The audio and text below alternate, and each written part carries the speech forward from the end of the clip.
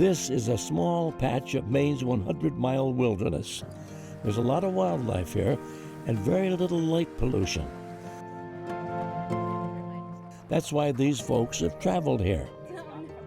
So we are in the Appalachian Mountain Club's 100-mile wilderness.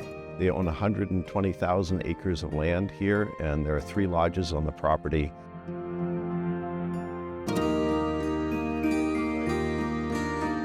My name is John Meter. I am the owner and director of Northern Stars Planetarium. It's a portable planetarium. I travel to elementary and middle schools across the state of Maine, serving about 15,000 to 18,000 kids a year, teaching astronomy.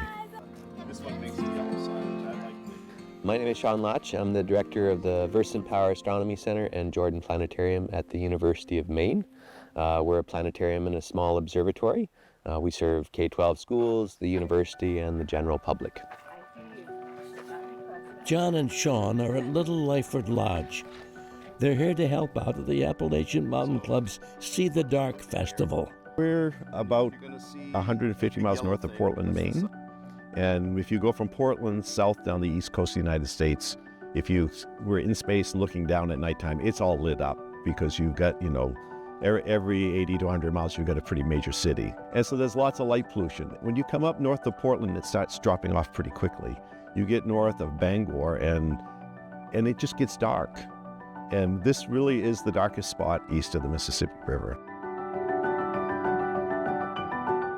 So when you go out, it's very hard to find these conditions on the East Coast, east of the Mississippi, due to development and urbanization. So here in northwestern Maine, that is a spot where you can still go out and see the dark skies and see the Milky Way, and be able to experience what it would look like without some of the light pollution you might find in your more suburban or urban areas.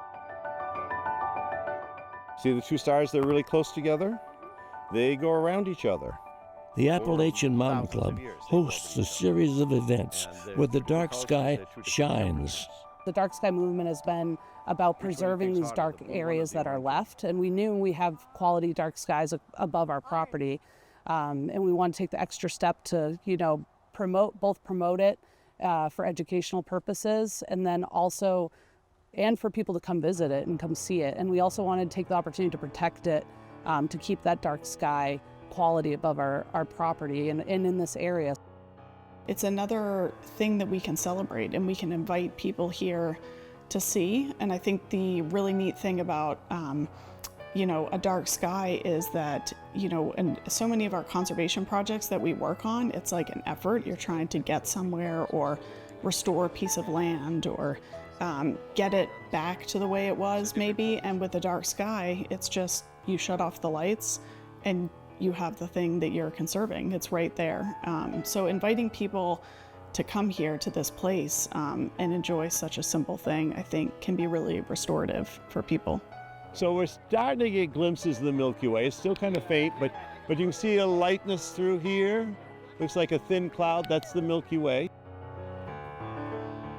The dark skies are important for viewing the sky if you're an astronomy geek like myself or Sean, who wants to see the Milky Way. 80% of the people in the United States have never seen the Milky Way overhead because of light pollution. So there's that aspect. It's also good for our own personal health. This is a giant cloud of hydrogen gas, which is what stars are made of.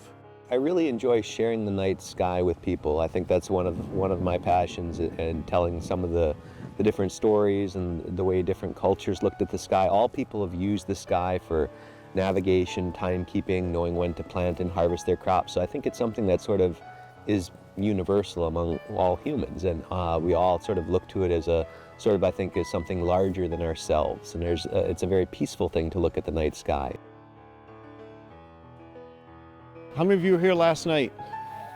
Raise your hands. Oh, I can't see you. Never mind.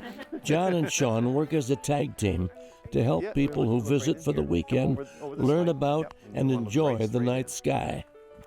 I love cultural astronomy and have some of that, but John is definitely, a really advanced storyteller and has all these really incredible stories and many different stories than I have. The brighter one on the left is kind of orange, and the slightly fainter one just to the right of it is blue.